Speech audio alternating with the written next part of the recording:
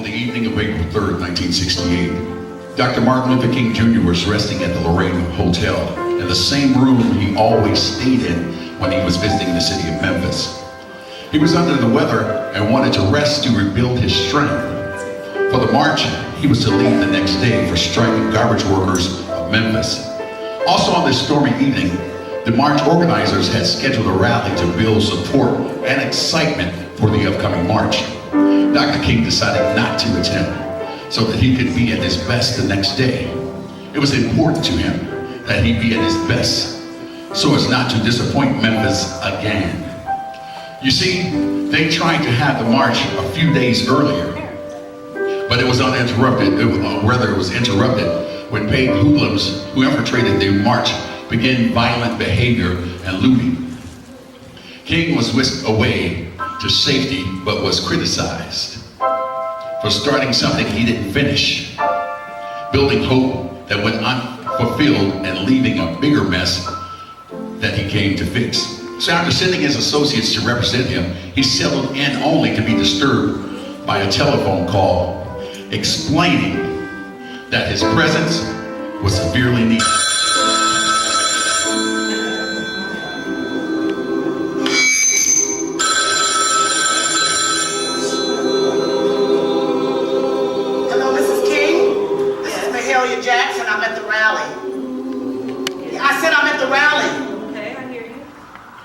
Listen, I'm just calling to warn you that Reverend Abernathy is going to call and ask Dr. King to come to the meeting. I know, we know he's not feeling well, but if he could just come, the people really want him here. Yes, I think it's very important. The people need him. Well, just tell him, if he can just, even if he can just stand up. He won't even have to speak. Yes. No, I understand. Tell the Rev that I'll do whatever I can to help out. Tell him I'll sing his favorite song, real pretty, just like he likes it. Yes. Do you think you can help me out? Do you think you can get him here? Oh, thank you. Thank you. Okay, all right, bye-bye.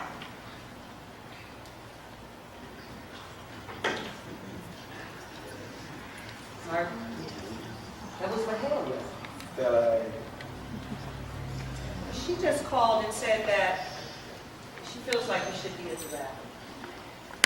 Everybody's there, and you won't even have to do much. I know you don't feel well, but she's going to pump up the crowd for you. And honey, that's why we came to Memphis, for the people, right? Yeah. We shall overcome. I shall not be moved.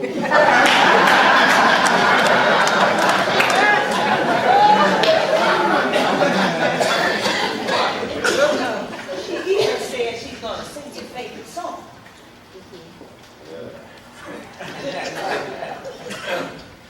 Yeah. Okay, that's to pacify me while I'm there. I need a song that's going to motivate me to get there. You got one?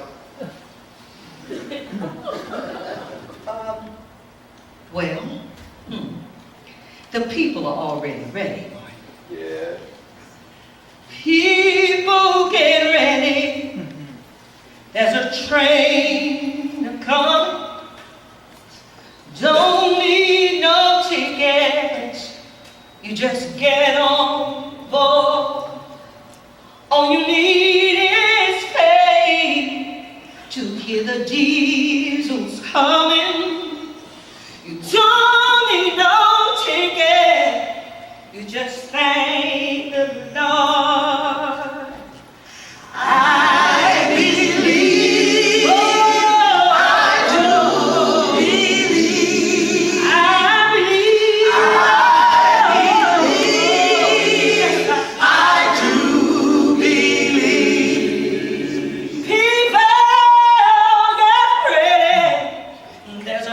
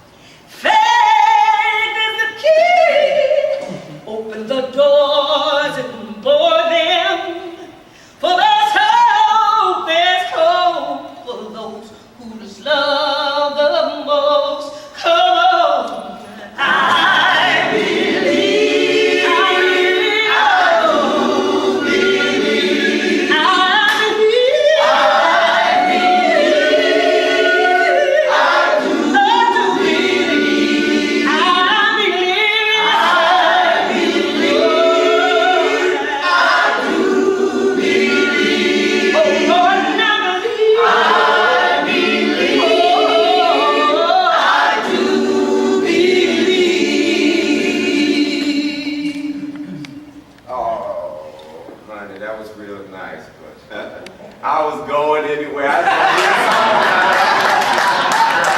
Well, look, I was going too. I just felt like saying. Lord have mercy. I believe, I do believe. Yeah. I believe, I do believe. I believe, I do believe.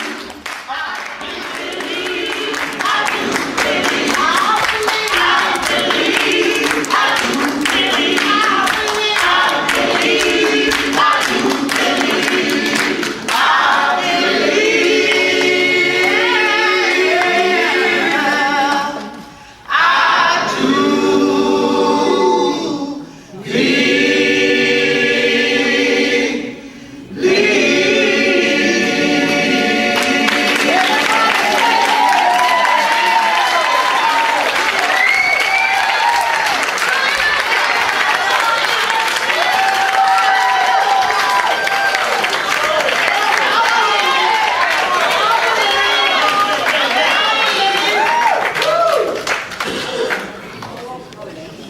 I I am delighted to see each of you here tonight. In spite of the storm warning, you reveal that you are determined to go on anyhow. Something is happening in Memphis. Something is happening in our world. The world's all messed up. Troubles in the land, confusion all around. But I know somehow that only when it is dark enough can we see the stars. And I see God working in this period of the 20th century in a way that men in some strange way are responding. Something is happening in our world. The masses of people are rising up, and wherever they are assembled today, whether they are in Johannesburg, South Africa, Nairobi, Kenya, Accra, Ghana, New York City, Atlanta, Georgia, Jackson, Mississippi, or Memphis, Tennessee. The cry is always the same: we want to be free. Men for years now have been talking about war and peace. But now no longer can we just talk about it. It is no longer a choice between violence and nonviolence in this world. It's nonviolence or non-existence. I can remember when Negroes were just going around, as Ralph Abernathy has said so often, scratching where they did not itch. Laughing when they were not tickled. But that day is all over. We mean business now. And we are determined to take our rightful place in God's world. And that's all this whole thing is about. We are not engaged in any negative arguments and any negative protests with anybody. We are saying that we are determined to be people. We are determined to be men. We are saying we are God's children. We don't have to live the way we are. That means that we have got to stay together. We've got to stay together and maintain unity. Secondly, we have to keep the issues where they are. The issue is injustice. That's the issue. And we have to tell this nation, we know it's going to come out. For when a people gets caught up in doing that which is right and are willing to sacrifice for it, there is no stopping point short of victory. Now, the other thing we have to do is this: always anchor our external direct action with the power of economic withdrawal. Now, we are poor people. Individually, we are poor. That's right. When you compare us with white society in America, we are poor people. But never stop and forget that collectively. That means all of us together, collectively, we are richer than all the nations of the world with the exception of 9. Did you ever stop to think about that? Yes, after you leave the United States, Great Britain, Soviet Russia, France, Germany, I can name the others. The Negro collectively is richer than most nations of the world. We have an annual income of over $30 billion, which is more than all the exports of the United States. That's more than the national budget of Canada. Did you know that? That's power right there. We know how to use it. We don't have to argue with anybody. That's right. We don't have to cuss and go around acting mad with our words. We don't need bricks and bottles. We don't need Mountaintop cocktails. We just need to go around to these stores and to these massive industries in this nation and tell them, God sent us by here to tell you that you are not treating his children right. And we come by to ask you to make the first item on your agenda fair treatment where God's children are concerned. That's right. Now, if you are not prepared to do that, then we have an agenda that we must follow. All right. And our agenda calls for withholding economic support from you. That's right.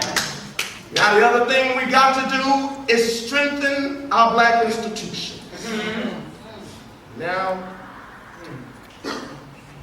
I ask you this, to follow through here. The other thing that we must do is collectively decide to be about your brother. Be concerned about your brother. And when we have our march, you need to be there. Yes. You may not be on strike, but either we go up together or we go down together. Let us develop a kind of dangerous unselfishness. Yes. Let us rise up tonight with a greater readiness. Let us stand with greater determination to move on in these powerful days, these days of challenge to make America what it ought to be. Yes. We have an opportunity to make America a better nation. Yes. And I want to thank God once again for allowing me to be here with you. Yes. And they were saying, well, it doesn't matter now. It really doesn't matter now. I left Atlanta this morning. I got started on the plane. There were 6 of us.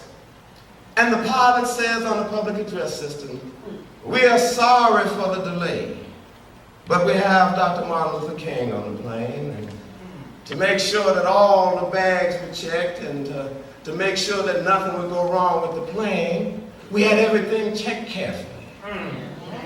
We had the plane protected and guarded all night. And then I got into Memphis, and some began to say the threats or to talk about the threats that were out there.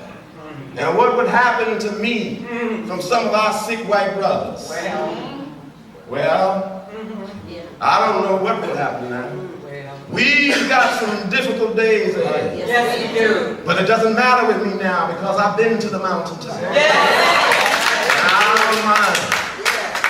Like anybody, I'd like to live a long life. Yes. Longevity has its place.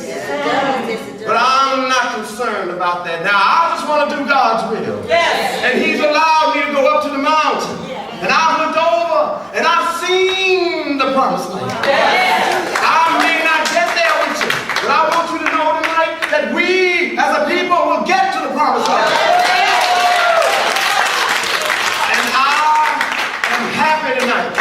I'm not worried about anything. I'm not fearing any man. Mine eyes have seen the glory of the coming Lord.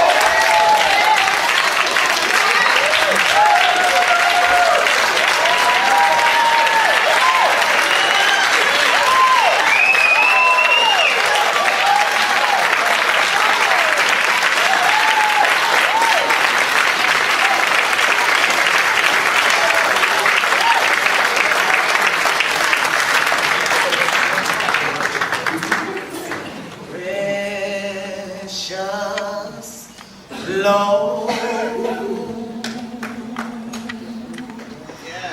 take my hand, lead me on, let me stand.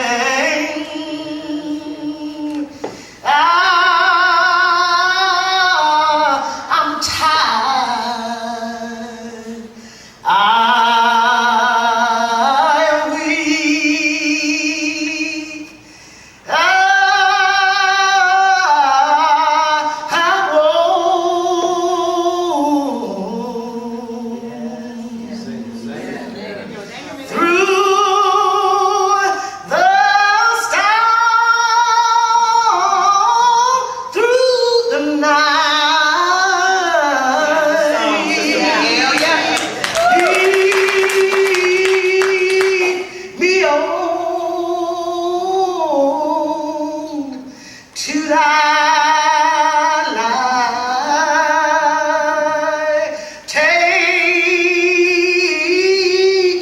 Take my hand. Precious Lord,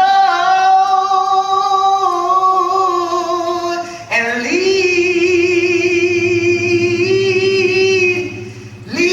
your child home.